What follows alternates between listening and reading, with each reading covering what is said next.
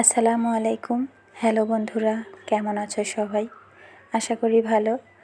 আমরাও তোমাদের দোয়া এবং ভালোবাসায় আলহামদুলিল্লাহ ভালো আছি। আজকে আরও একটা ছোট্ট ভিডিও নিয়ে তোমাদের সামনে হাজির হলাম। আশা করছি তোমাদের সবার অনেক ভালো লাগবে। আজকে দুপুরে খুব সাদামাটা রান্না হয়েছিল। সে রান্না দুইটারই ভিডিও করেছি, সেটাই তোমাদের সাথে শেয়ার করছি। আজকে দুপুরবেলা রান্না করেছিলাম সিম আলু ভাজি, মাশকালাইয়ের ডাল। জানি না তোমরা মাশকালাইয়ের ডাল চিনতে পারবে কি না, কিন্তু আমাদের এইদিকে সেটা মাশকালাইয়ের ডালই বলে, অন্য কোথায় কি বলে জানি না, ওইটার আর কি নাম হয়। তো এভাবে সিম আলু ভাজি করাটা আমার খুব পছন্দের। আর সেটা যদি আরও সিমের মধ্যে অনেক বড় বড় বিচি থাকে, অনেক সিমগুলোতে খুব ভালো বিচি পাওয়া যায় না। আর বিচিওয়ালা সিমগুলো ভেজে খেতে আসলেই ভালো লাগে। ভাজির সাথে ডাল ভাত আসলেই ভালো লাগে। শুধু ভাজি হলে শুকনা শুকনা খাবার বাচ্চারাও খেতে চায় না, এজন্য ডালটা হলে ভালো লাগে। আর যদিও আমার বাচ্চারা একটু একটু ঝাল খাওয়া শিখতেছে, এজন্য হালকা ঝালে রান্না করি যাতে ওরাও আমাদের সাথে খেতে পারে।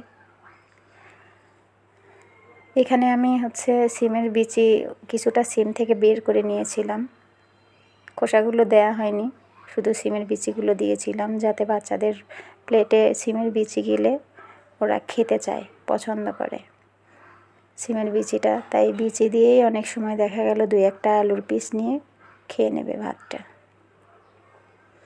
যদিও ধনেপাতা ছাড়া আমার রান্না ভালো লাগে না। অনেকেই ধনেপাতা হয়তো পছন্দ করবে না, ভালো লাগবে না। অনেকের ধনেপাতা ভালো লাগে না, খেতে পারে না। কিন্তু যারা খেতে পারে তাদের কাছে সত্যিই একটা আলাদা একটা ফ্লেভার থাকে, খেতে ভালো লাগে। আমার তো খুবই ভালো লাগে, এই জন্য আমি সব রান্নাতে ধনেপাতা দেওয়ার চেষ্টা করি। তো ফাইনালি সিম আলু ভাজি হয়ে গেছে। হালকা হালকা কালারটা সুন্দর আসছিল, কিন্তু ফোনে এতটা ভালো আসে না কেন, এটা আমি নিজেই জানি না কেন আসল কালারটা পাওয়া যায় না। হয়তো আমার ফোনেরও প্রবলেম হতে পারে, ক্যামেরার, বা আমি হয়তো ভালোভাবে ভিডিও করতেও পারি না, জানি না কি হচ্ছে। তবে সিম আলু ভাজিটা খুব টেস্ট হয়েছিল। এটা ফাইনাল লুক। আমি মেয়েদের একটু খেতে দিছিলাম, সত্যিই খুব ভালো হয়েছিল।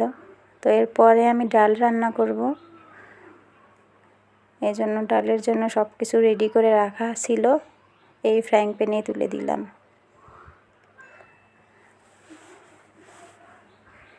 মাশকালাইয়ের ডাল আমরা সাধারণত মাছের মাথা দিয়ে খাই।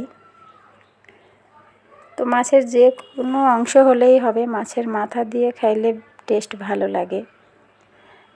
যেমন মুগের ডালটা মাছের মাথা দিয়ে রান্না করে খেলে ভালো লাগে, মুগের ডাল মাছের মাথা দিয়ে মুড়ি ঘন্ট বানায় খেলে ভালো লাগে। সেরকম এই মাশকালাইয়ের ডালটাও আমরা মাছের মাথা দিয়ে রান্না করে খাই।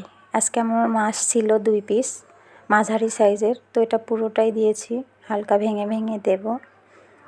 আর এই ডালের মধ্যে মাছ আধা ভাঙা করে দিলে ভালো লাগে খেতে। মাছের মধ্যে সব ধরনের মশলা যেমন পেঁয়াজ মরিচ এগুলো কেটে দিয়েছি, আর হালকা আদা বাটা জিরা বাটা দিয়েছি। আর ওদিকে মাশকালাই যেটা গুঁড়া করা, সেটা হালকা পানি দিয়ে ভিজিয়ে রেখেছি। আর এটা যখন একটু ভাঙা কষা কষা হয়ে যাবে, তখন এর মধ্যে ডালটা দিয়ে দেব। মাছের মধ্যে যখন সব মশলা ঢুকে যাবে, এই যে ডালটা, ওইটা এখন এর মধ্যে ঢেলে দেব। মাছ সহ এই ডালটা ভালোভাবে কষিয়ে নিয়ে তারপরে এর ভিতরে পর্যাপ্ত পরিমাণ যেটুকু আর কি রাখার মতো এরকম জল দিয়ে তারপরে জাল করে নামিয়ে নিতে হবে। এটা রান্না করা খুব সহজ এবং খুব তাড়াতাড়ি হয়।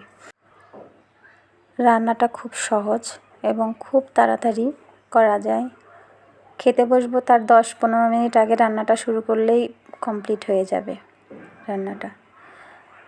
এখানে ঝোল দেওয়া হয়ে গেছে, মাছগুলো সব এটা জাল দিয়ে এটা যখন বলক উঠে যাবে, এর ওপরে ধনেপাতা দিয়ে নামায় দিলেই হয়ে যাবে।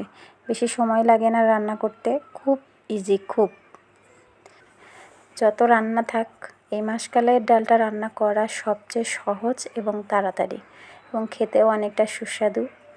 আর এটা রান্না করার সময় যে সেন্টটা বের হয় যে সাধারণ, যারা খেয়েছে তারাই বুঝতে পারবে এটা রান্না করতে কতটা সহজ আর খেতে কতটা টেস্টি, শুধু তারাই বুঝতে পারবে।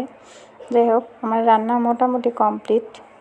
তো এতক্ষণ আমার সাথে থাকার জন্য, আমার ভিডিওটা দেখার জন্য তোমাদের সবাইকে অসংখ্য ধন্যবাদ, অনেক অনেক ভালোবাসা। যারা স্কিপ না করে আমার ভিডিওটা এতক্ষণ দেখলে সবাই একটা করে লাইক করে দিবে। তোমরা সবাই আমার জন্য দোয়া করবে, আমিও দোয়া করি তোমরা সবাই ভালো থাকো, সুস্থ থাকো আর এভাবে আমার পাশে থাকো। তোমরা সবাই ভালো থাকো, তোমাদের ভালো থাকা কামনা করে আজকের ভিডিওটা আমি এখানেই শেষ করছি। সবাই ভালো থাকো, টাটা, আল্লাহ হাফেজ। আর আমার রান্নাটা কমপ্লিট।